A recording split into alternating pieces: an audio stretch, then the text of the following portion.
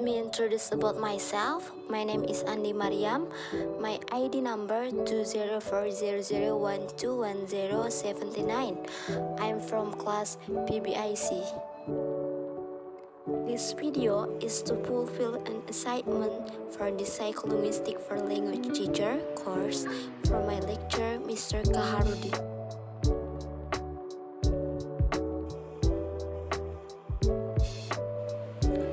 Language from a linguistic point of view is one of the words used by humans to communicate and convey their opinion, knowledge, and experiences. There must be 5 components of knowledge, namely sound or phonetics and phonology, word or morphology, sentence structure or syntax, meaning or semantic, and culture or pragmatic. And about language from a discourse analysis is point of view. It means of communicate that has 2 components, namely form and function. According to MacArthur, that each language has its own meaning. He said that function is important and that approach is just a theory. There are five prevailing language theory, namely traditional grammar approach, structure approach, function approach, communicative approach, and interactive approach. And about language from a psycholinguistic point of view is a very interesting object to observe because almost everyone in this world knows and can use the language. They know to communicate, but only a few of them understand what they know. In the sense, the most human have the ability to use language, but they do not know how the ability occurs. In other words, it can be said that most humans know the language to be used for daily interaction, but they are not fully aware of that knowledge. By Carroll, 2018. Related to this, according to Carroll, humans can basically communicate using language due to the existence of 2 types of knowledge, namely tacit knowledge and explicit knowledge. Tacit knowledge refers to the knowledge possessed by humans to perform various kinds of action as a form of language use, for example, reading, speaking, listening, and writing. All of this action can be performed by anyone who has acquired the 5 components of language. Meanwhile, explicit knowledge refers to knowledge about the process or knowledge about the mechanism of how all acts of language use are performed. For example, when we speak, most of us only know how to speak, but few of us know the process that happen in our mind when we speak.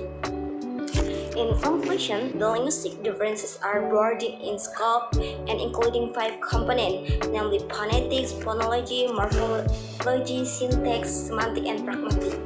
While discourse only has 2 components, that there are form and function. And about psycholinguistic, it has 3 components, namely form, function, and also mind. While the similarities between language from a linguistic point of view, discourse, and psycholinguistic point of view, discourse and psycholinguists are both as a means or tool to communicate.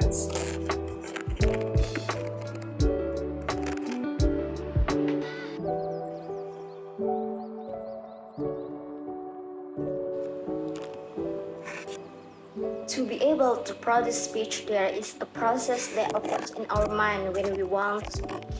In linguistics, it's called a mental process that occurs without us realizing it. According to White in 2003, the process that occurs in our mind when speaking has 3 stages, namely conceptualization stage, a stage to determine the intention to be conveyed, formulation stage to determine what to use and how to express the intention in the conceptualization stage, and the articulation stage, the stage to convey the intention in the form of speech and expression. And when we speak and produce language product, our mind cannot produce alone without knowledge.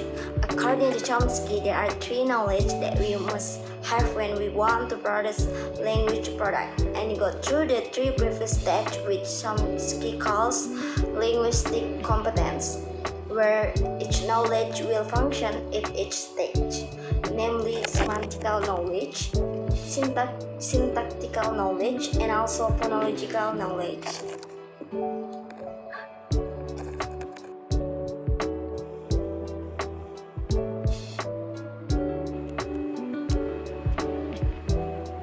Yes, I do, because conceptualization can only happen if we have some semantic knowledge, which means our knowledge of a particular object or thing.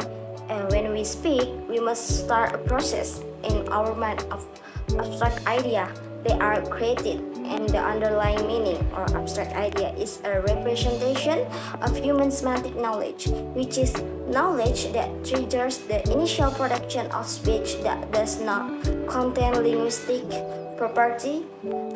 According Carr, in 2021 defines it as a concept formulated in the head of a speaker.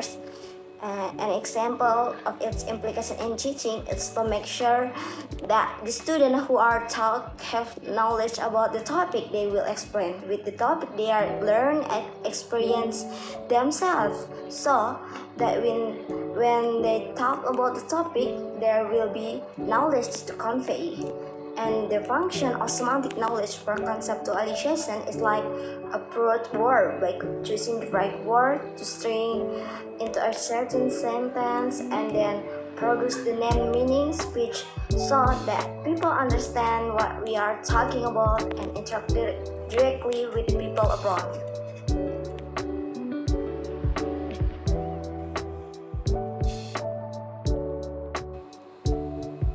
Variants argues that semantic knowledge used in the conceptualization step can be categorized into two types of knowledge, namely macrosemantic planning and microsemantic planning.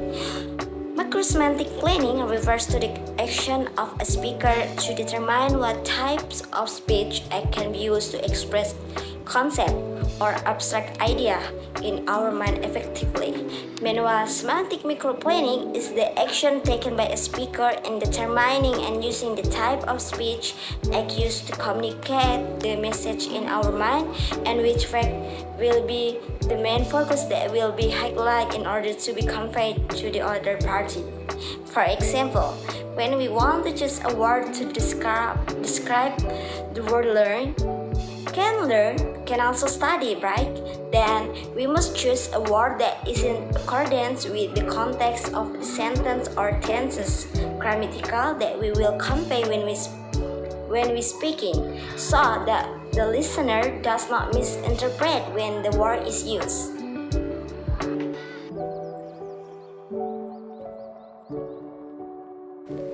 According to Chow, 2023 provides an explanation of the brain area that play an important role in speech and language, such as the Wernicke area is the brain area involved in language processing, from conceptualization to formulation. So, the part of brain that has a conceptualization function is the Wernicke area.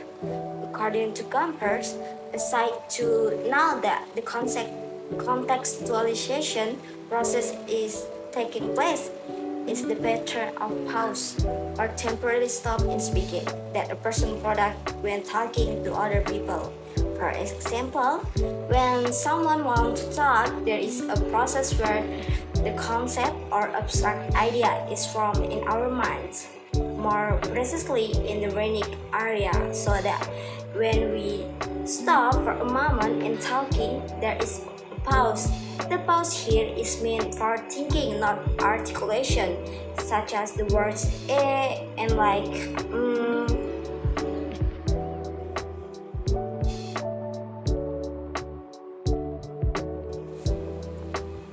Pause is a conceptualization process that occurs When we think the produced language product, the pause used in the conceptualization process is also called psychological pause.